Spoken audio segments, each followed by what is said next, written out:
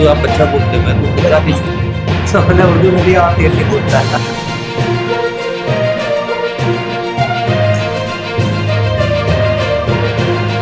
देखिए, मेरा नाम मुफ्ती अब्दुल्ला, HDBI गुजरात प्रेसिडेंट। और आज हमने जो प्रेस कॉन्फ्रेंस रखी है उसका मकसद ये था कि जो एक वायरल डॉक्यूमेंट हुआ है स्टेट IB की तरफ से, स्टेट इंटेलिजेंस ब्यूरो की तरफ से, सबसे पहले इसकी पुष्टि होनी चाहिए कि जो वायरल डॉक्यूमेंट है सही है या नहीं। जो कई मरतबा ऐसा देखा गया है कि AI का जमाना है, हो सकता है कोई फेक डॉक्यूमेंट वायरल हो जाए और हम उसको सही समझ बैठे, तो इसीलिए और बाद में पता चले कि ये तो फेक था। तो पहले इसकी पुष्टि होनी चाहिए कि जो IB की तरफ से, स्टेट IB की तरफ से जो वायरल डॉक्यूमेंट है ये सही है या नहीं है। अगर ये सही है तो इस डॉक्यूमेंट के अंदर बहुत सारी चीजें, बल्कि पूरा डॉक्यूमेंट में जो जो चीजें दी गई है ये सब के सब मुस्लिम समुदाय को टारगेट करती है। इसके अंदर दाढ़ी, टोपी, बुर्का, इसी तरह, और अगर कोई जॉब छोड़ता है धर्म की वजह से तो उसको रेडिकलाइजेशन के अंदर गिना गया है। तो हम ये मांग करते हैं कि ये जो चीज है सिर्फ एक समुदाय के लिए नहीं होनी चाहिए। अगर एजेंसियां इस तरीके की चीजें बनाती है, कोई सेल बनाती है, तो ये बनाना उनका हक और बनाना चाहिए। देश की सुरक्षा के लिए बनाई जाती है और हर आदमी को इसका सपोर्ट करना चाहिए, इसलिए कि देश की सुरक्षा से बड़ी चीज कोई नहीं होती। लेकिन अगर एजेंसी कोई चीज सुरक्षा के नाम पर बना तो रही है, लेकिन उसके अंदर कोई एक समुदाय को टारगेट किया जा रहा है, तो ये चीज सही नहीं है।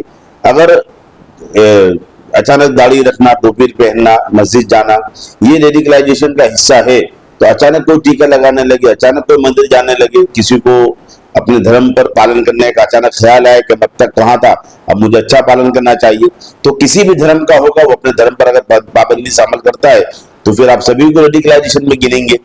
तो मुस्लिम समुदाय को जो खास टारगेट किया गया है, इस पर सोच विचार होनी चाहिए।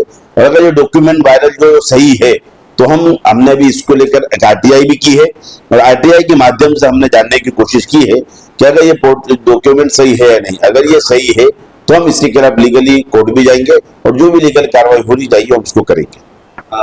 HDBI मैदान में आई, दूसरे लोग अभी तक नहीं गए कभी।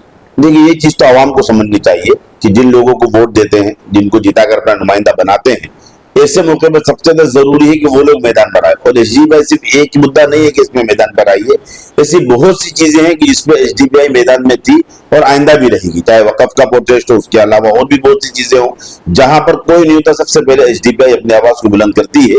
इसी तरीके से जब भी ऐसे कोई, और ऐसा नहीं है कि मुस्लिम के खिलाफ है तो आज HDBI मैदान में, इससे पहले बहुत सी चीजें हैं जहां डेमोलिशन के मामले हुए और भी हुए जो दूसरे समुदाय के थे, लेकिन HDBI वहां पर भी मौजूद थी। और HDBI सिर्फ मुसलमानों की पार्टी सभी के लिए है, इसलिए जिसका भी मुद्दा हो HDBI पहले मैदान में हमेशा से रहती थी और आइंदा भी रहेगी। दिनों से जिस तरीके से मुस्लिम नौजवानों को उठाया जा रहा है, क्या आपको लगता है कि इससे कुछ असर पड़ेगा? देखिए, मुस्लिम नौजवानों को जो खास अभी जो ताज़ा मामला है मदरसे से उठाया गया है ATS की तरफ से, तो सबसे पहले हमें इंतजार करना चाहिए कि ये जो उठाया गया है कोर्ट में दोषी है नहीं, बाद में साबित होगा। लेकिन ATS ने अगर कोई कार्रवाई की है तो ऐसे तो नहीं करी होगी, और ATS ने जो कार्रवाई की है उसको सलाम करते हैं। ATS ने बहुत अच्छा सराहनीय काम है उनका कि अगर कोई बाद में अनहोनी होती, किसी को नुकसान होता, देखिए आतंकवाद तो कोई धर्म नहीं होता, वो किसी भी धर्म का हो सकता है, लेकिन अगर कोई समुदाय के लोग पकड़ाते हैं उसमें फिर सोशल मीडिया पर मजाक बनाया जाए और एक समुदाय को टारगेट किया जाए और ये कहा जाए कि इसी समुदाय को होता है। अगर आप रिपोर्ट देखेंगे हम, तो रिपोर्ट में जब देखेंगे तो बहुत से लोग मिलेंगे जो अलग अलग समुदाय के लोग हैं, लेकिन आतंकवाद के अंदर वो पाए गए। तो आतंकवाद तो कोई धर्म नहीं होता, और आतंकवादी जब कोई कार्य करता है, जब कोई नुकसान करता है, वो किसी एक समाज के नहीं बल्कि पब्लिक का नुकसान करता है, और पब्लिक में सभी धर्म के लोग होते हैं। इसलिए आतंकवाद को सबसे पहले किसी धर्म से नहीं जोड़ना चाहिए। और ये जो पकड़ाए हैं इसकी कोर्ट में ट्रायल चलेगी और उसके बाद क्या निकलकर सामने आता है बात की चीज है, लेकिन ATS ने जो भी कार्रवाई की है हम उसको सराहना करते हैं। लेकिन ये देश में ऐसा भी देखा गया है कि बहुत से लोग कभी 11 साल के बाद निर्दोष छूटते हैं, कोई 20 साल के बाद निर्दोष छूटता है। तो ऐसा ना हो कि कोई निर्दोष आदमी पकड़ा जाए और फिर बाद सालों के बाद पता चले कि ये निर्दोष था। ATS ने कामगिरी की है, सराहनीय पूर्वक कामगिरी है, हम उसको अप्रिशिएट करते हैं। और आगे जो भी ये दोषी है या नहीं है वो कोर्ट में ट्रायल चलने के बाद साबित होगा। IB ने जो सर्कुलर जारी किया है, संवैधानिक अधिकार जो है, क्या आपको लगता है उसका हल होगा? जी, संविधान एक संवैधानिक अधिकार का हनन है, ये आर्टिकल 21 का उल्लंघन है कि हर आदमी को, किसी भी समुदाय का, उसको इस मुल्क में अपने मजहब पर पाबंदी से अमल करने की इजाजत है। तो अगर इस चीज को, रेडिकलाइजेशन को कट्टरपंथी कहना, धार्मिक होना, अगर वो शक के दायरे में आता है तो ये तो फिर संविधान का उल्लंघन है कि हमें एक आजादी मिली है कि आदमी अपने मजहब पर वो किसी धर्म को पाबंदी से अमल कर सकता है। तो लिहाजा ये एक धार्मिक आजादी जो इस देश में दी गई है कानून में, ये उसके खिलाफ है। क्योंकि आप एक मुफ्ती है, दीनी मदारिसों को भी इसमें टारगेट किया गया है।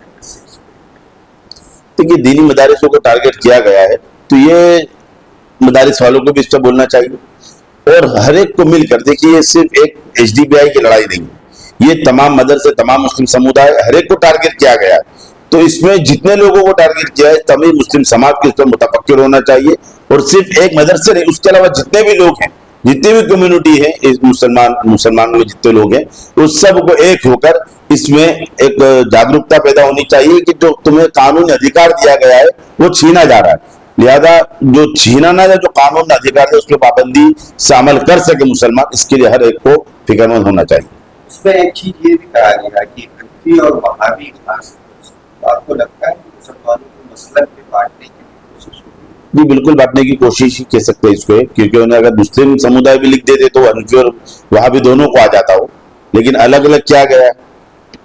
आगे क्या प्लानिंग है? आगे प्लानिंग ये कि हम कोर्ट जाएंगे इसको लेकर, अभी तो RTI की है, उसमें पुष्टि होगी। अगर ये सही डॉक्यूमेंट है, जो भी फिलहाल तो वायरल डॉक्यूमेंट है, उसमें सीक्रेट लिखा हुआ भी, तो उसके अगर RTI में जवाब आता है कि हाँ सही है तो हम हाईकोर्ट जाएंगे इसको इसके लेकर। पीछे क्या मकसद हो सकता है RP का या सरकार?